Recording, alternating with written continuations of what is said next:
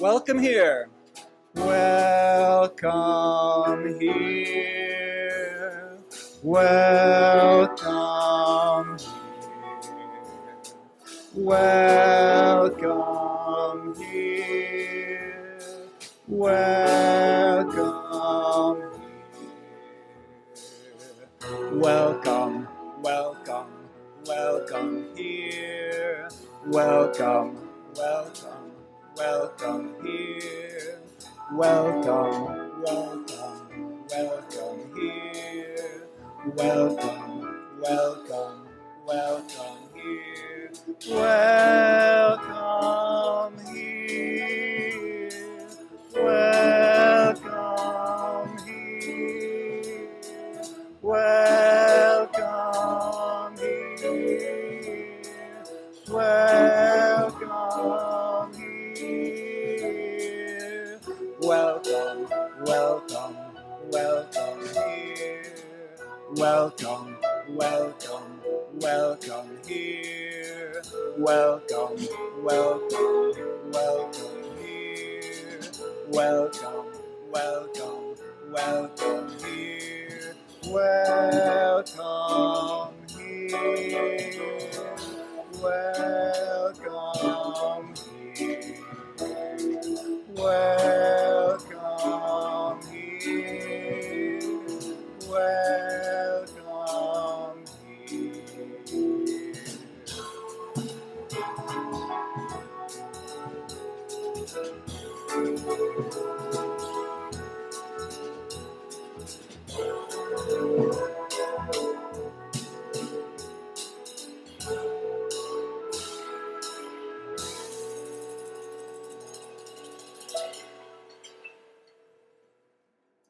Whee! Yeah.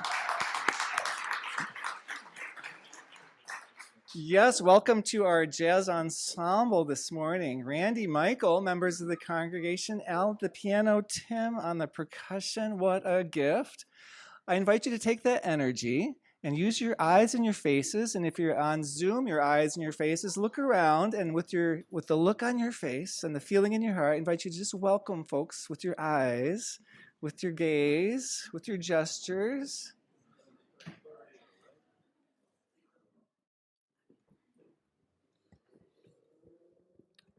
The opening words from Jan Richardson.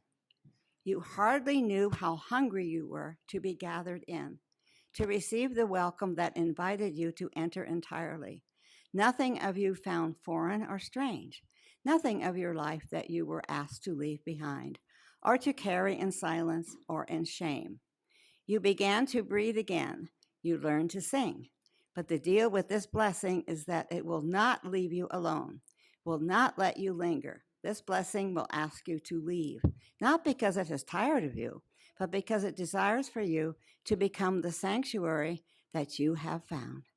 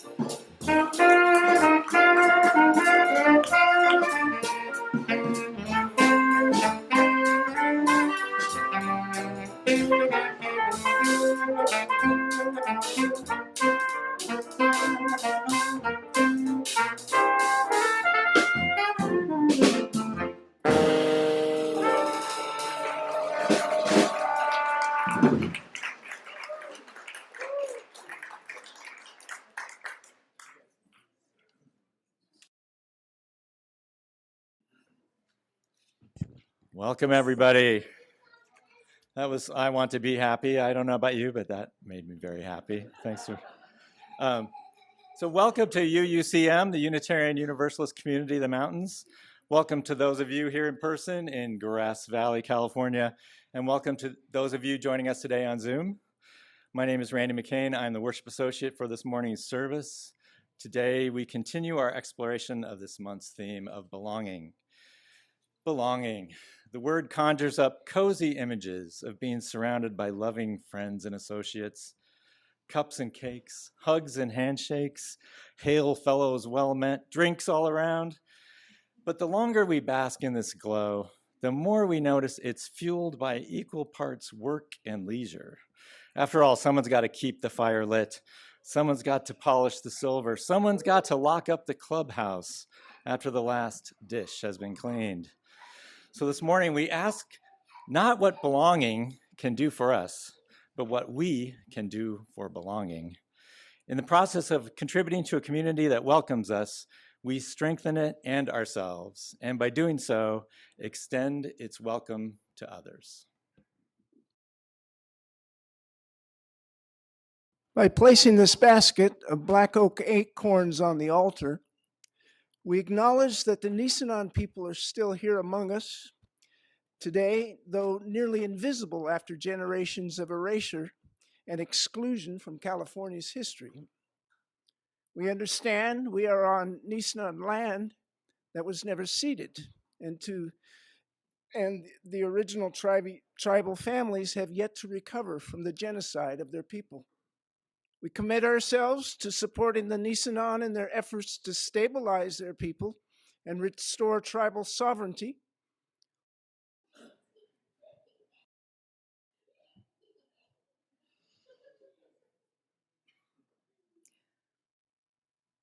In a world that feeds on moral outrage, we are here to cultivate moral courage.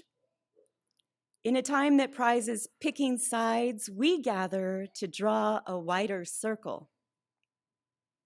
And in a culture that teaches us to get for what we give and to ask, what's in it for me? We come to practice generosity and to remember we are all in this together. In the midst of life's bitterness, we choose to sing, to give thanks, to laugh together, and to be keepers of beauty. To offer a place of belonging for all to come in gladness and in pain, to resist the push to the next moment and the next, to slow down, to breathe more deeply, to feel a part of something greater for this hour and in this space. Let us be the change we wish to see. Come, let us worship together.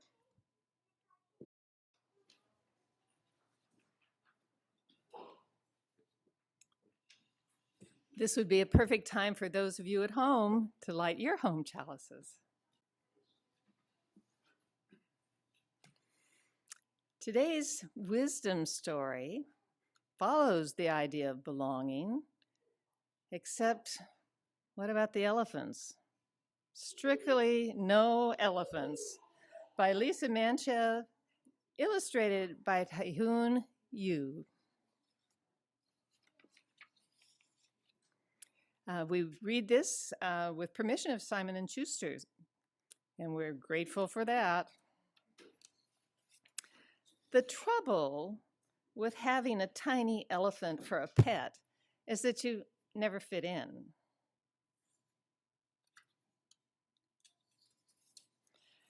No one else has an elephant.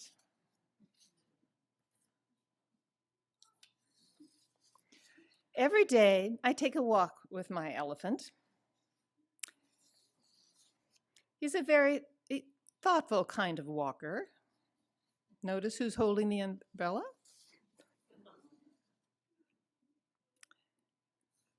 He doesn't like cracks in the sidewalk very much. I always go back and help him over. That's what friends do. They help each other over the cracks. Today I'm walking with my tiny elephant to number 17. It's the pet club day, and everyone will be there.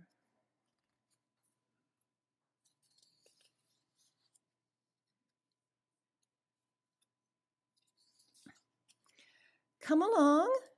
That's a good boy. I coax him the last few feet. It'll be fine. When I look up, and there's a sign on the door.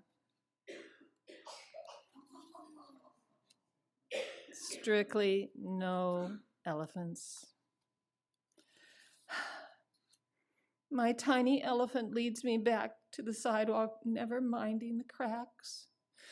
That's what friends do. Brave the scary things for you.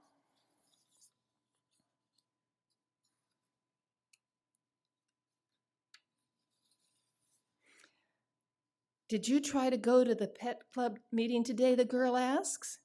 Yes, I say, but they don't allow elephants. The sign didn't mention skunks, the girl says, but they don't want us to play with them either. They don't know any better, I tell her. He doesn't stink, the girl said. No, he doesn't, I agree. What if we start our own club?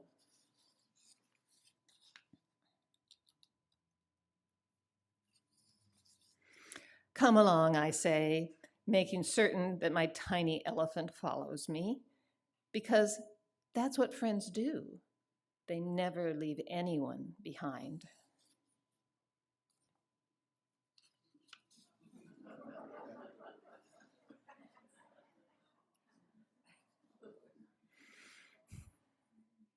We can play here, one of our new friends says. All of us.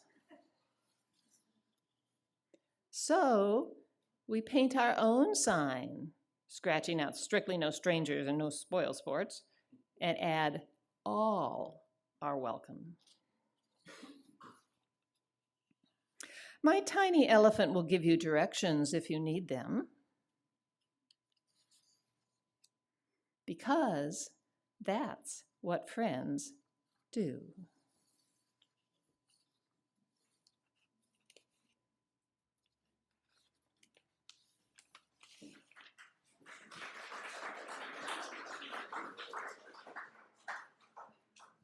I invite us to sing any of our youngest people in the room who want to go to Kids Connection with the song, This Little Light of Mine, in a way we don't always hear it.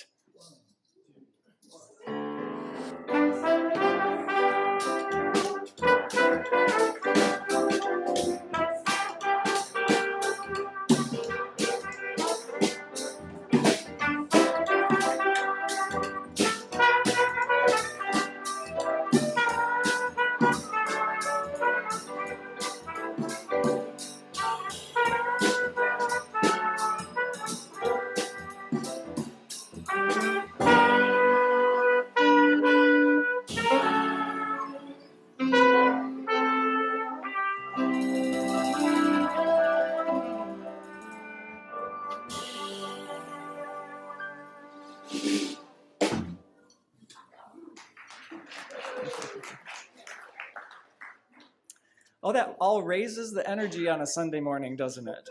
Having you, all of you play, thank you. What a gift.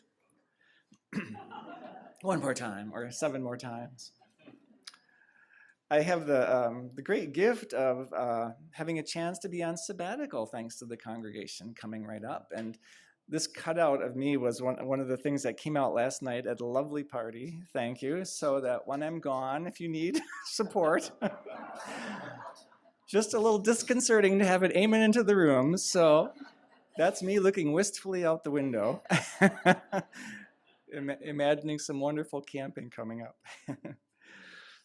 So I invite you, each week we take time to take stock, take stock of the joys and the sorrows that we're holding, that we come in with. So I invite you to notice in yourself, which joys are lifting you up this morning? And which worries are hovering around the edges of your thoughts, or maybe front and center for you?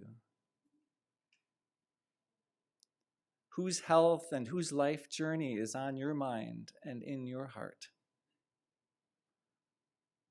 Who in your circle of care has suffered a loss unbearable? And who has received a miracle?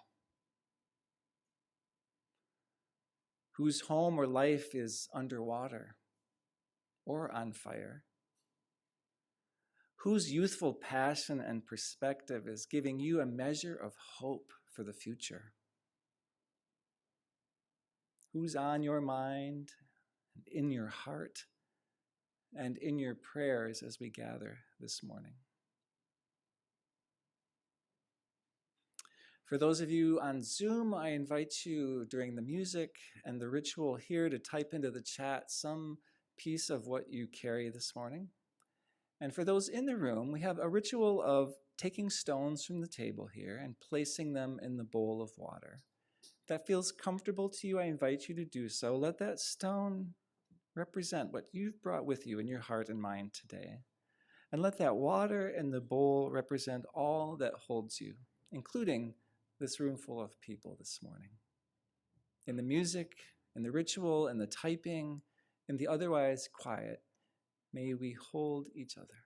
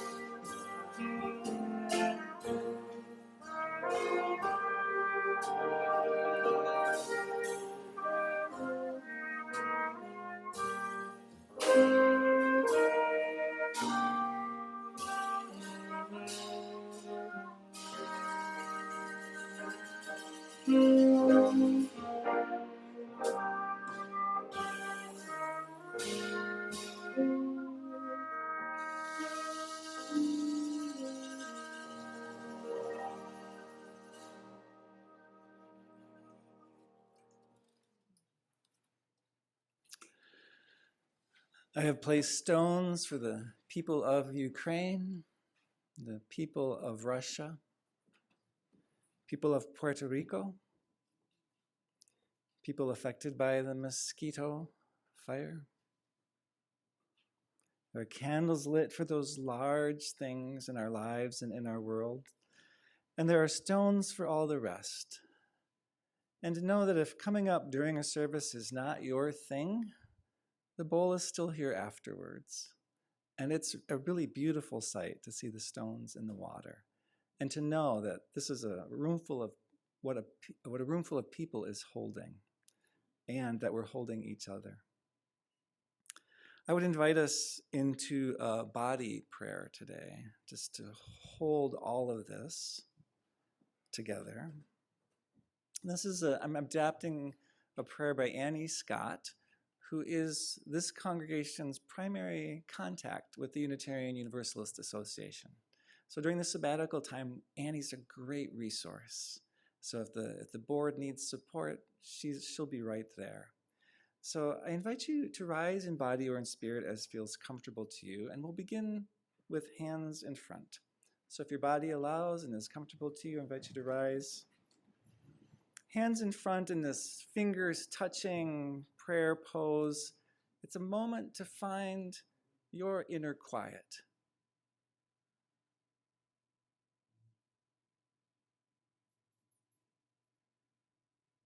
And from there, as your body allows, to raise and open your arms up. To open ourselves to the goodness of the world, the spirit of life, the God of love for you perhaps, a funnel for all that goodness. To gather in all those gifts and bring our hands to our heart, draw them in, and there affirm too the strength of your own inner voice. Out of which we extend our hands out in front of us to offer kindness, to offer care and respect to others.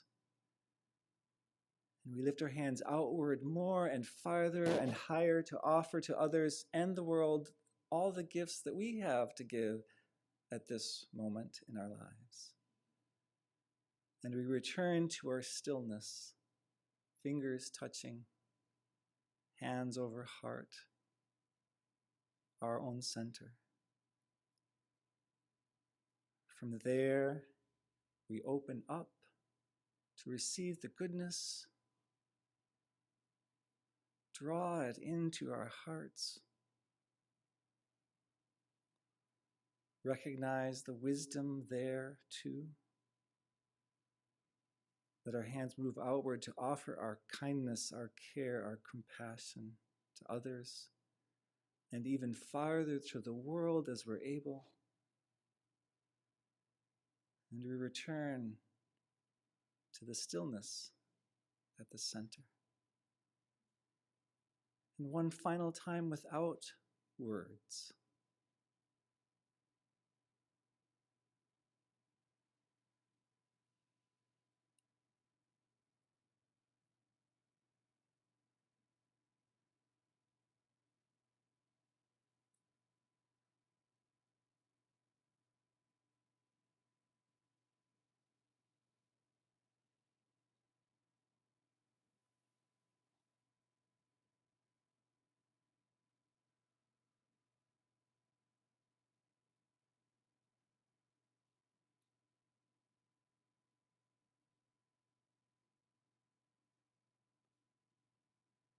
Thank you.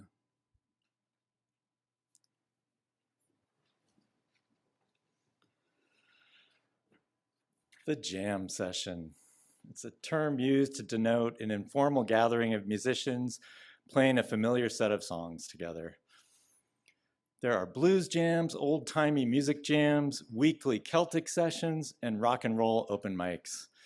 I've participated in all sorts of sessions, but for me, those I enjoy the most are the jazz jams. Those are public or private get-togethers where participants play from an agreed over time set of blues and popular music tunes from the great American songbook called Standards. Works by composers like Duke Ellington, Fats Waller, George Gershwin, and Irving Berlin. In many ways, jazz is the American music. It's a melting pot of many different cultural traditions, but its core concept comes from the African American idea that in order for an individual individual to truly be part of a group, they have to contribute something unique to that community, something only they can give. Along with the anticipatory excitement I feel when I'm heading into a jazz session, fueled by the joy of communal music making, there's always a bit of anxiety mixed in. Unlike a campfire gathering where everyone is singing song after song in rough unison, at a jazz jam session, after the group has stated the tune, everyone is expected to take turns playing an improvised solo. So I'm a recovering perfectionist, so I'm not quite there yet, but for me, there's always a worry that when it comes time for me to shine, I'm not going to know the changes. There's a fear that I'm gonna sound bad, that my bright light will sputter out. Sure, sometimes my solos fall flat, but most often, especially if it's a supportive scene, magic happens. Spontaneous melodies come tumbling out, riffs proliferate. I nail that crazy chord sequence on that chorus. So if I can just relax and bring my whole self to the moment, I bring something new to the group. If I'm inspired, so are they. The ideas flow, the music grows and evolves in the process. So as we explore this month's concept of belonging, I'm reminded of the obligation that accompanies a realization that one has found the place where they can be who they are. The obligation, or maybe a better word is opportunity. The opportunity is this: act on that uniqueness, on your uniqueness. Bring your special talents, manifest your magic. Take the risk. This will encourage others to do the same. Everyone will benefit. So now we're going to try and conjure up something special. Tim, Michael, Alan, and I, we're going to be doing one of our favorite tunes, another favorite jam tune from George and Ira Gershwin. This is "Oh Lady Be Good."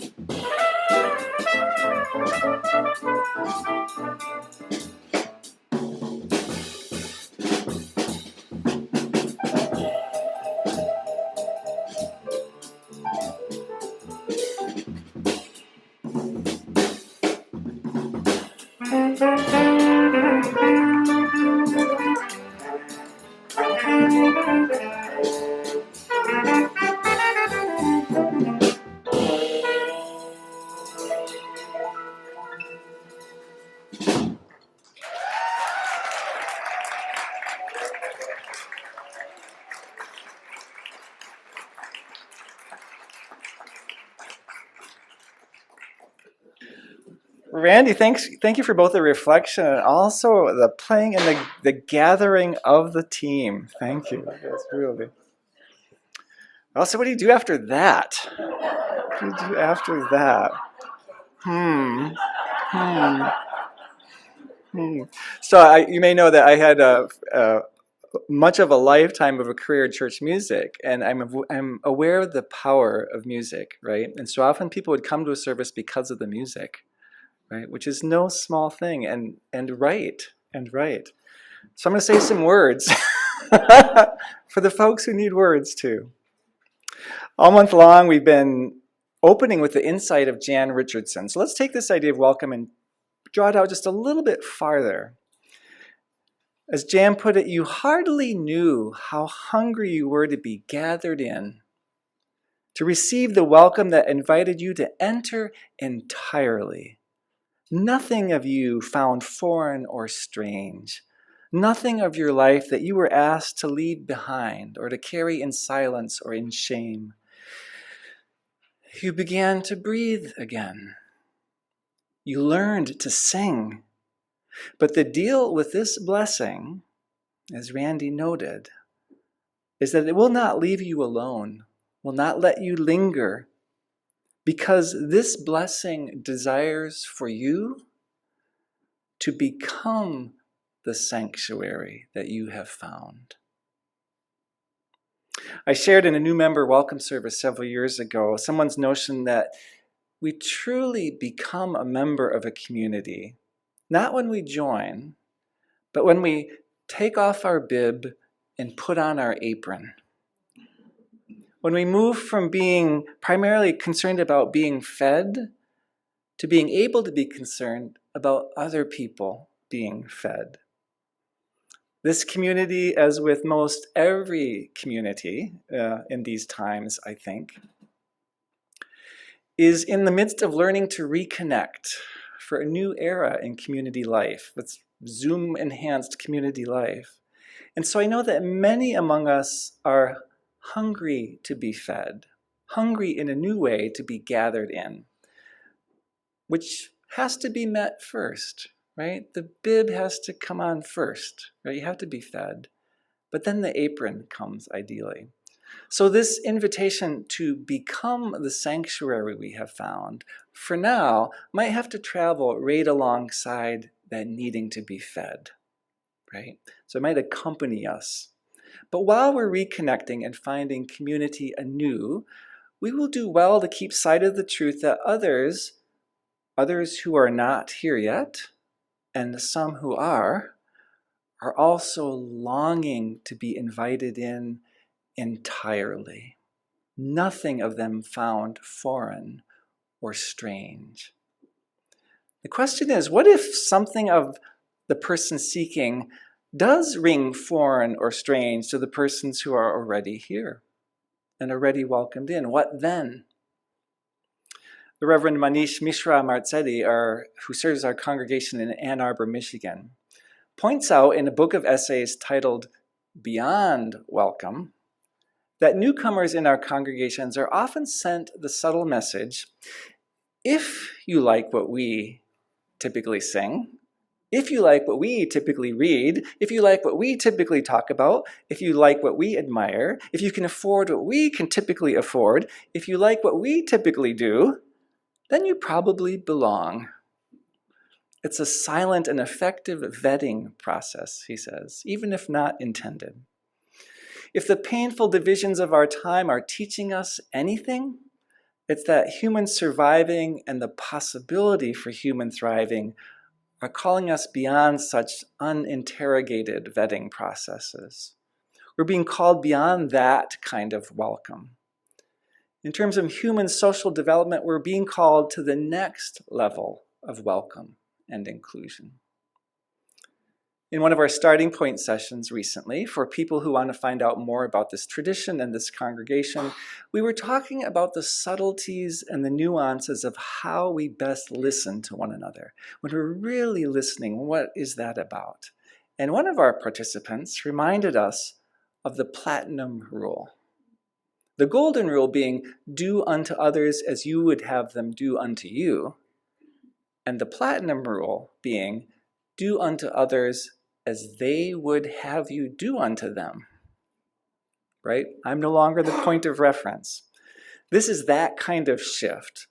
And the golden rule is a helpful move forward if you're in a self-focused disregard for others, right? That's progress. The golden rule is progress. But the golden rule is not the final answer. And neither is the platinum rule, I expect. But embodying that platinum rule of trying to understand what someone else might actually want is where many of us progressive people are right now. We're trying to make that shift. That's why our Association of Congregations is working with such commitment to challenge and change the ways we have, in essence, prioritized and centered one set of cultural norms, one body of readings and music styles that we inherited from our tradition's founders, one kind of institution. So that's what's meant when we talk about the call to decenter whiteness in our institution, in our congregations. It's to broaden that. Without that challenge and without that change, then our golden rule message otherwise remains, if you like and are at home with what we typically do, then you belong. Otherwise, you do not. You could hear both the golden and the platinum rules at play in the facilities workshop yesterday. The large conversation about the congregation owns the building. Now what? As people shared their hopes and their concerns for this place, the subtext was quite subtle in each case, but there were heartfelt calls to ensure that this place, in whatever form or location it is, to serve the people who already find a home here. And there were also quiet suggestions that this community take into account the needs of those who may not be at home here yet, with the way things are usually done. And we don't even have to reach as far as people who aren't here yet. Given the people like you who are already here, there is plenty of diversity to navigate already. Plenty of occasion to apply the platinum rule, to do unto others as they would have us do unto them. Reverend Mishra Marzetti puts it plainly when he asked, do we, as Unitarian Universalists, trust those who relate to Unitarian Universalism differently from the way we personally might? What's required, he says, is mutual trust, mutual understanding, a mutual commitment to our faith. He shares the story of attending a traditional Shoshone gathering as a total newcomer. And he writes, I found myself embraced and greeted warmly with smiles by virtually everyone I encountered. Meals were shared, songs and teachings were shared. I was offered opportunities to speak and to share my journey with others. I was given gifts by people who I have never seen since. Feeling so profoundly included and welcomed in this way was both beautiful and staggering. No one was expecting anything from me in return for the warmth I was greeted with. I was treated as if I fully belonged, because in this spiritual theological worldview, I did. I belonged because I showed up, because I chose to be in community with others. As Randy named for us, the jazz ensemble playing this morning offers a great metaphor for generously including the real voices of those who show up and who choose to be in community with others. It's expected that each person's voice will contribute to and influence the music making of the group. The experience, in fact, is counting on that. And what fantastic voices this morning, thank you. As Randy noted, the African idea that in order for an individual to be truly part of a group, they have to contribute something unique to that community, something only they can give, is evidenced really beautifully in that musical example. Reverend Mishra writes that in the indigenous cultures in which he has experienced that kind of generosity and mutuality, he said there's no fear that those who arrive are somehow going to change everything. Rather, he continues, the idea is everyone understands that everyone's going to adjust to create the sense of community that is needed right then, right now. And therefore, everyone belongs, because everyone's presence is contributing to what's needed right then, right now. It's a form of improvisation. There's an intentional and nurtured generosity of spirit in this, he adds, that honors and values and builds on what is and what's been. That's not discounted, but that also honors and values what's arriving. So briefly, as an exercise and an invitation to take on the platinum rule, I invite us to begin for a moment with the golden rule. For you to look in your own heart for a second, your own experience first of all, or maybe experience of someone you know, and ask yourself, is there a piece of you that's still waiting to feel welcomed entirely here? Is there an important piece of who you are that you worry others might have found or will find or might find foreign or strange? Is there anything you feel like you need to leave behind or carry in silence or in shame when you come here? What aspect of who you are is still longing to breathe freely yet?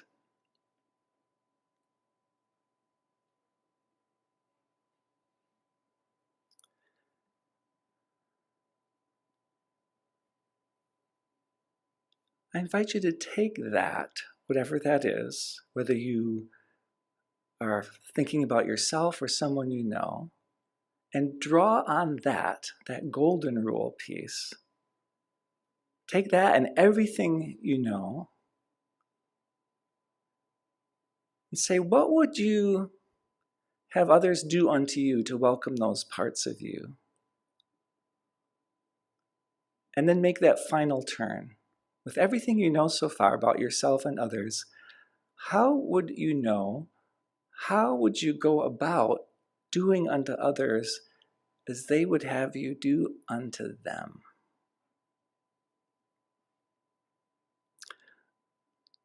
Not a simple thing.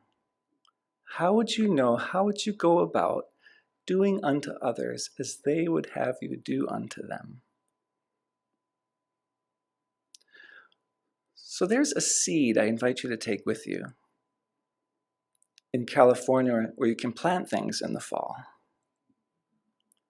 These are questions for these times, for today, for tomorrow, and for the months ahead, for living into the beloved community we talk about. And many people do know, they do recognize how hungry they are right now to be gathered in, to receive the welcome that invites them entirely. Nothing of them found foreign or strange, nothing of their life that they're asked to leave behind or carry in silence or in shame.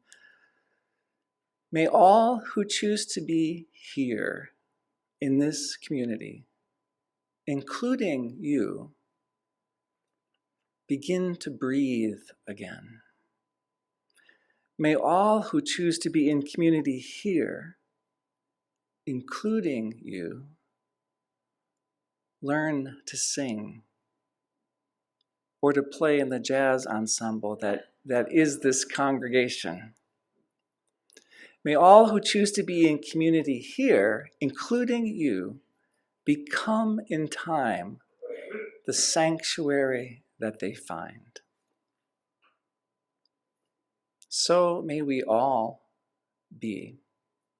So may we all have our chance to bring our voice to the music. So may we all together create something magical beyond the sum of the set of us. So may it be.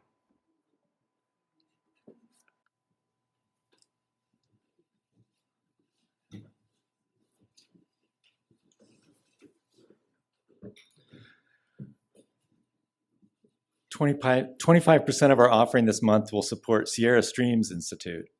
Through research, restoration, education, and community science, Sierra Streams Institute promotes scientific knowledge and stewardship of Sierra Nevada watersheds that share the challenges resulting from a century and a half of gold mining, development, and agriculture. So for people in the room, if you'd like 100% of your donation to go to Sierra Streams Institute, there's a white envelope in the baskets that will be passed, and you can put that in there. Your giving is vital to our ability to sustain the work of our community, and thank you for your generosity, and please listen for ways to give.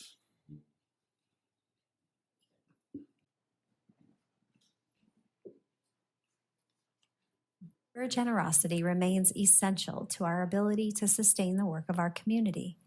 There are several ways to contribute. You may text an amount to 833-579-0483, give via our website at uugrassvalley.org, via PayPal at paypal.me/UUCM, or mail to UUCM 246 South Church Street, Grass Valley, California, 95945. Thank you.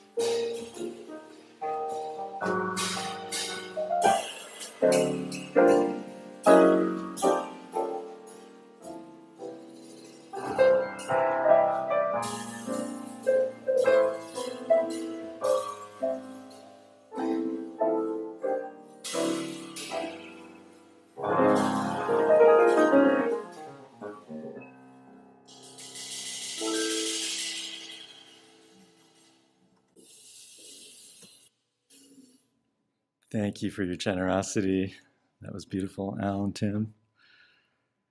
Thank you for your gifts. We dedicate this offering to building generosity, to enabling this adventure. for all of us, and maybe building bicycles for even more than two. That would be good.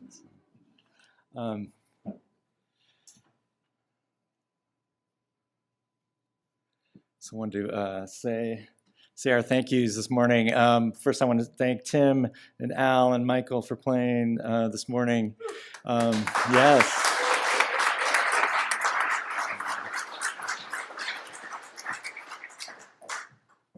Thank my optometrist for these glasses. I want to thank Gail Johnson Vaughn, Gail for being my fellow worship associate, Connie Katz and Renee for reading this morning, Steve and Shaban doing all the audio-visual astonishment back there, George and Connie for helping behind the scenes, making this possible, Eileen being our chat host, the unseen power that is controlling everything this morning. Shanti, thank you for the lovely display this morning. Laura, Connie, and Katz, again, thank you for greeting everyone this morning. Refreshments, thank you, Rain, Michael, and Keith. And I want to thank Lindsay and Susan for being with the kids this morning. And yeah. And thank you to Randy for the vision and the organizing, both. So the question on my mind this morning is, where do we designate the dance floor? That's been my question for the morning. Couple things coming up. If you're interested in Soul Matters circles, small groups of 5 to 8 people, a chance to dig in powerfully, intimately, wonderfully together. You can contact the address at Soul Matters.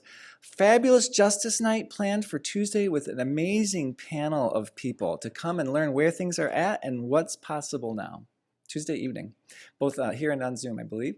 Our audiovisual team, who's working back there, is inviting you to consider being part of that team. I'm sure Siobhan and Steve would be glad to talk to you and answer questions this morning. It's so fun, Siobhan is saying. Yes, yes. And as always, we are encouraging you to go to the website, sign up for eChalice, of course, the weekly e-newsletter, but go to the website to find out what's going on, to get Zoom links directly to the service, things like that. We're trying to help that be a rich resource for you, so you know where to go. So when we sing the song, Come and Go With Me to That Land, we often recognize and name that it's out of that experience of people who had been enslaved, right? And seeking a land of greater freedom, of greater justice, of greater joy. And I think this morning there's this lovely addition of what Randy brought about the intention in music making and that African-American tradition. That's not just about going together, but along the way, bringing who we are and allowing other people to bring who they are to the process. So as we rise in body or in spirit and we sing, I invite you to have that in mind and heart as we sing together. 1, 2, 3.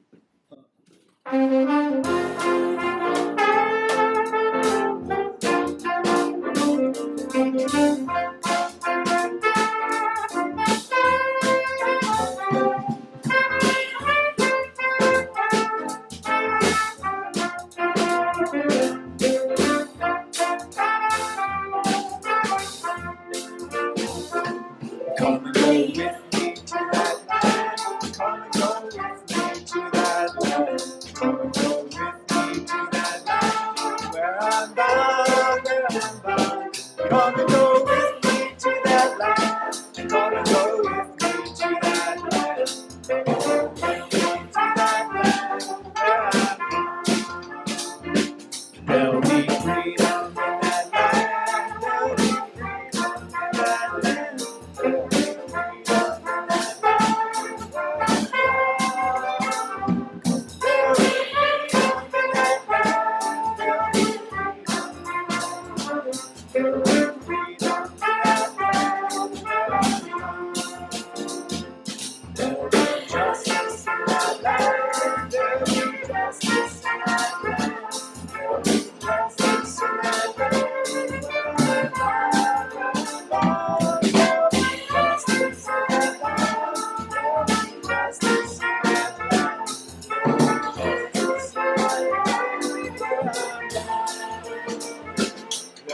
singing in that land.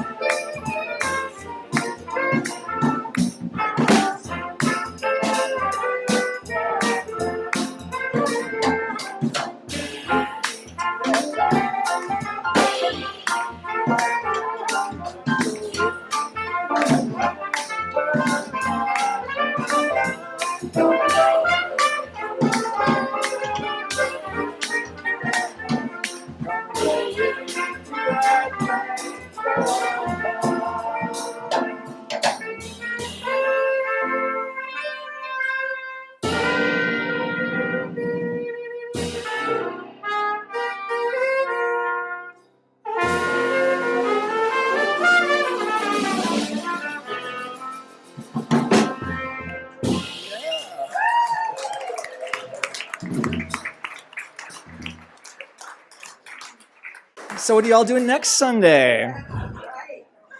So my friend, the Reverend Manish, says we just need to set aside our fear and choose community over and over again. I'm not so sure about the just part. It doesn't sound that easy, but as to learning to set aside our fear enough to choose community over and over again, that's something we can learn. That's something we can do. And may we be just so. I invite us to take the heart, the spirit, the energy, the messages of this morning with us as we head into the week. And as we share this community benediction that closes the services for this community. We're going to extinguish the chalice in a moment, but together let us carry the flame of peace and love until we meet again. We'll see you next Sunday for our new theme of courage and ask about whether it's courage or comfort. We'll see you then.